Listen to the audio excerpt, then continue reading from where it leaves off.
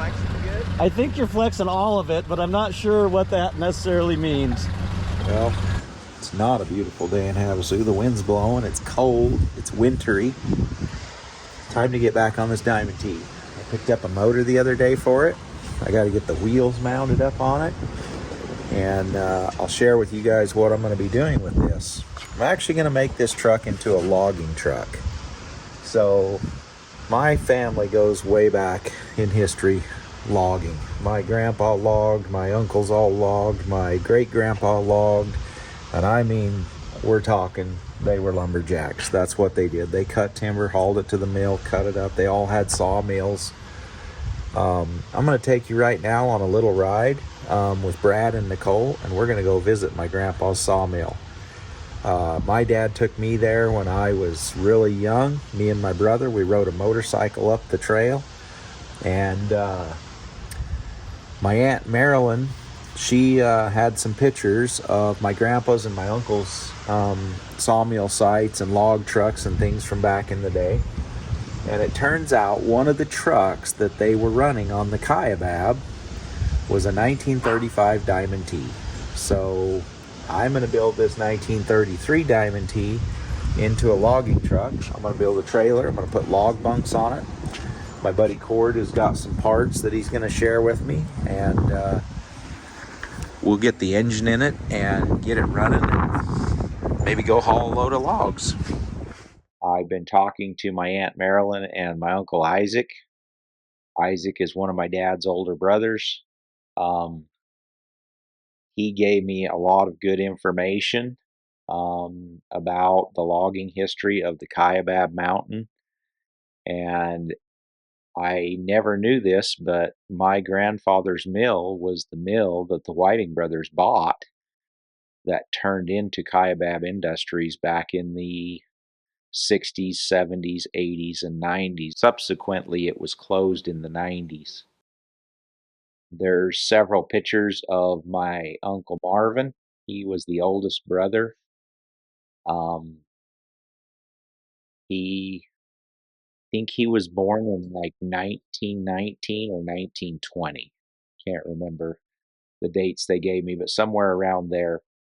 And he drove the 1935 Diamond T. They were switching over from basically wagon teams to old military trucks and military equipment that they were acquiring. They had a set of tank tracks converted to be a log skidder later on during the 50s.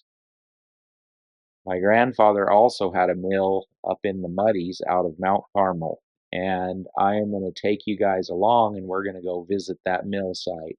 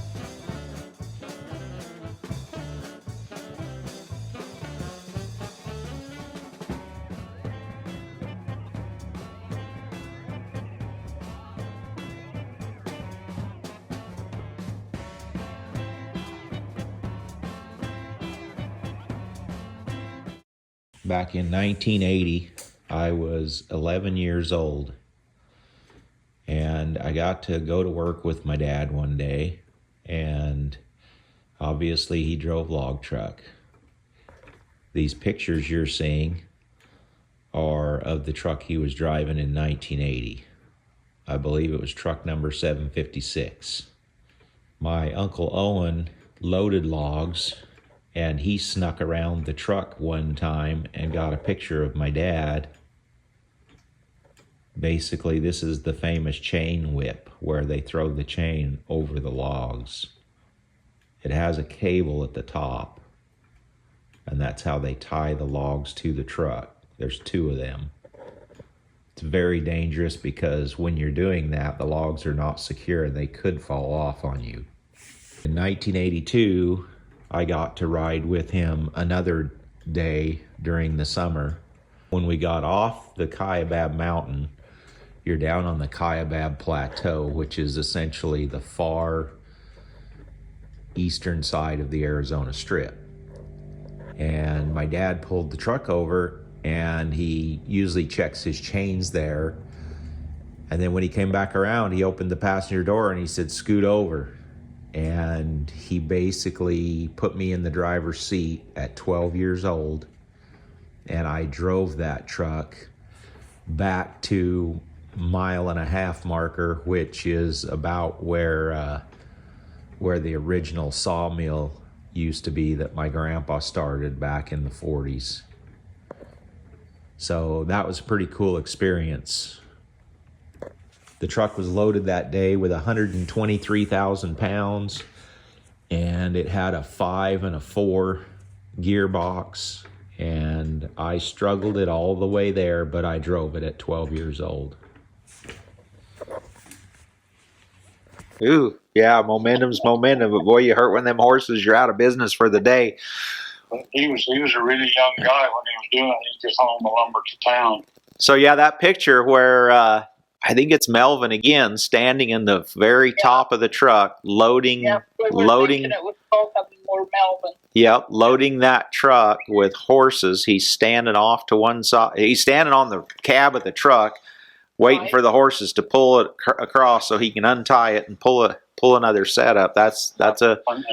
Actually, my dad with the horses, he couldn't really see it, so he was there and gave him the hand signals that keep it going, stop, or whatever, you know. Right. He couldn't see the log until it got up on the truck. Yeah, till it crossed over a certain point. That was a sketchy operation.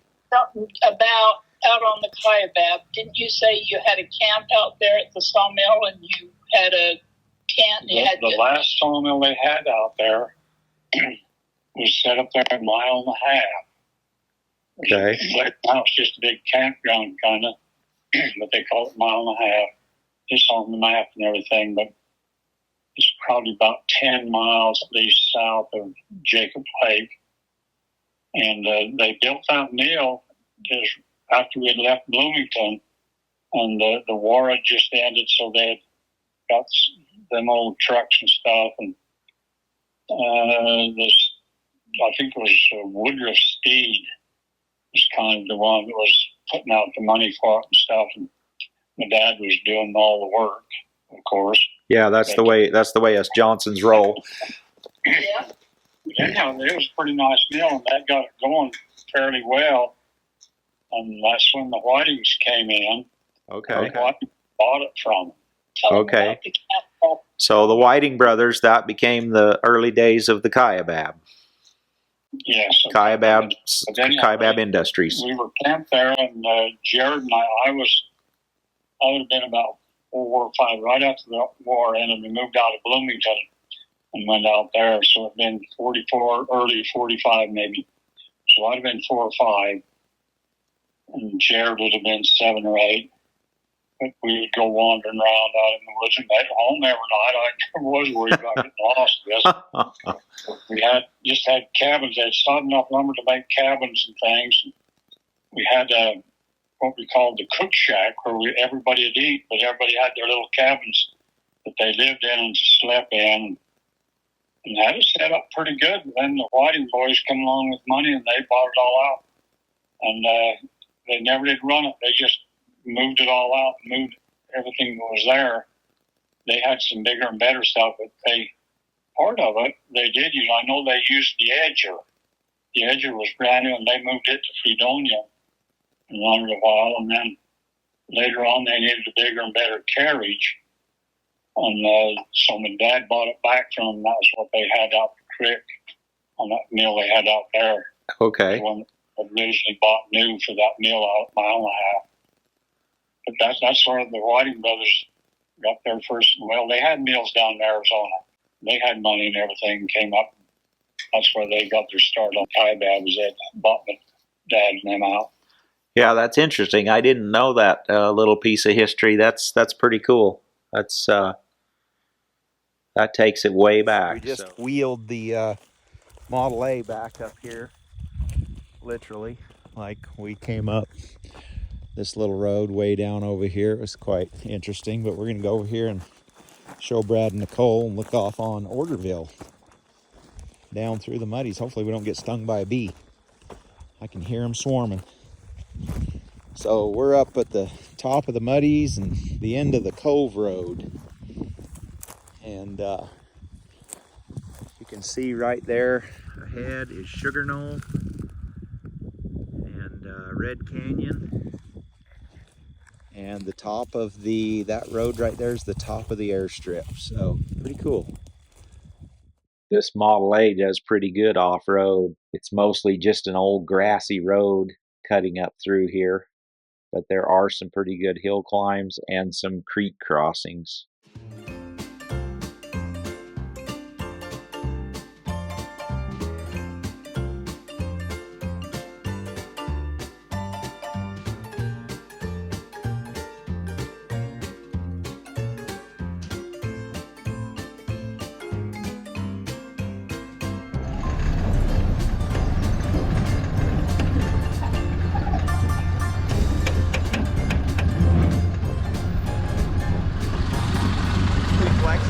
I think you're flexing all of it, but I'm not sure what that necessarily means. The old cars are creaking and a cracking.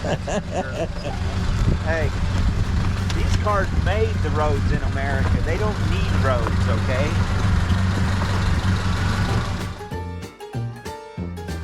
Roads were an option? Yeah, they just made the roads.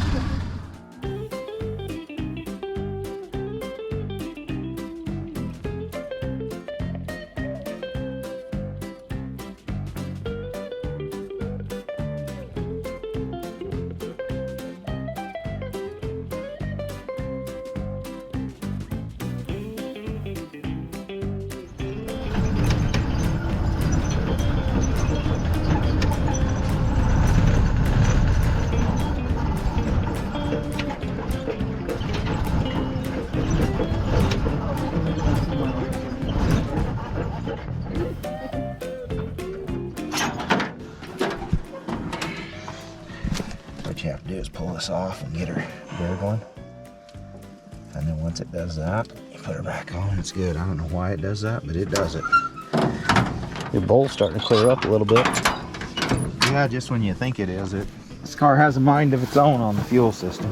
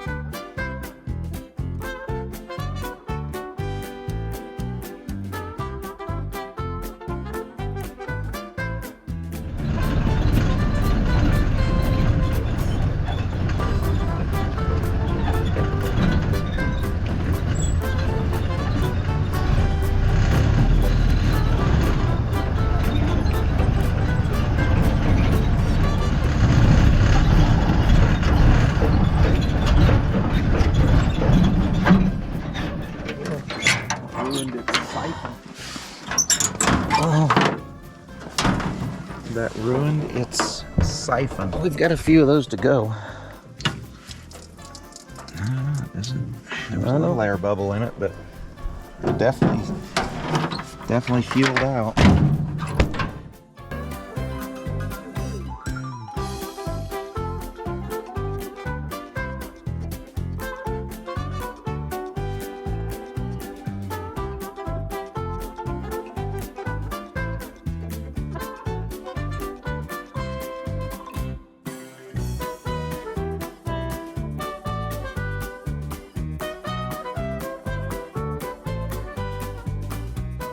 Well, I didn't think I'd be here today, but this is kind of cool. We're here in the old Model A, Chitty Chitty Bang Bang with Brad and Nicole. Somebody's camp trailer over there. Where'd you bring us? We're a ways up here, but this was my grandfather Johnson's sawmill site. And right over here is the old cabin that basically my grandpa would stay in. And I have pictures of this cabin when it was still standing. Pretty freaking cool. But one of these days I'm going to come up here and get some of this wood, and I'm going to repurpose it and use it for one of my projects. But this was a cabin and it was standing, and I have pictures of it. And the sawmill was placed up in here somewhere. There used to be a bunch of board ends, but it looks like they've nailed most of them to the corral. They've actually robbed quite a bit of wood out of this for the corral too. But yeah, pretty neat up here.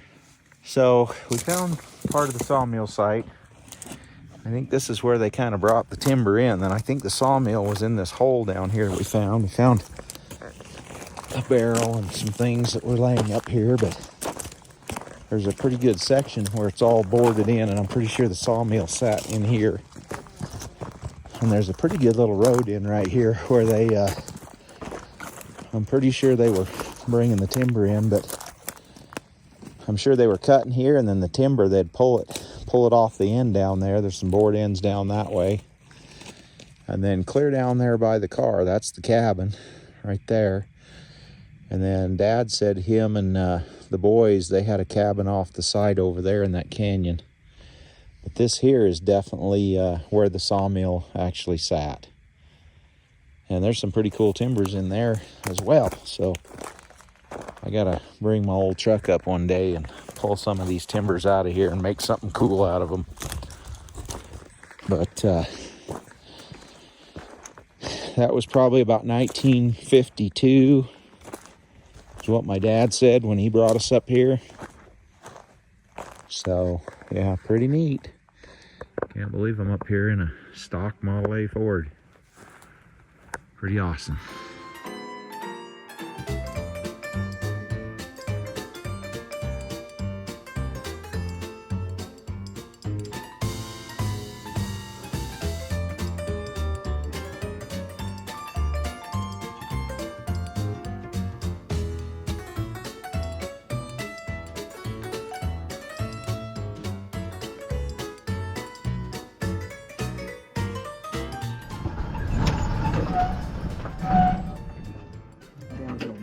We're probably back in here 5-6 miles right now. Yeah, we're a ways. Yeah. It's kind of awesome. The filter's got some fuel in it now. I don't know how much of it is the carburetor getting hot, you know. Heat soak and it quits siphoning per se. Yeah.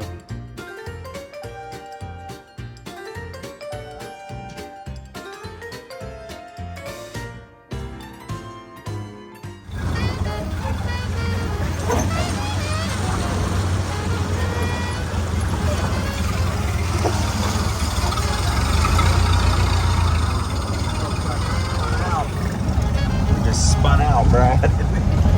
Not to mention we were at the top of that hill. Yeah, we were right up on top of there. I hope you guys enjoyed this video of some of my family's history.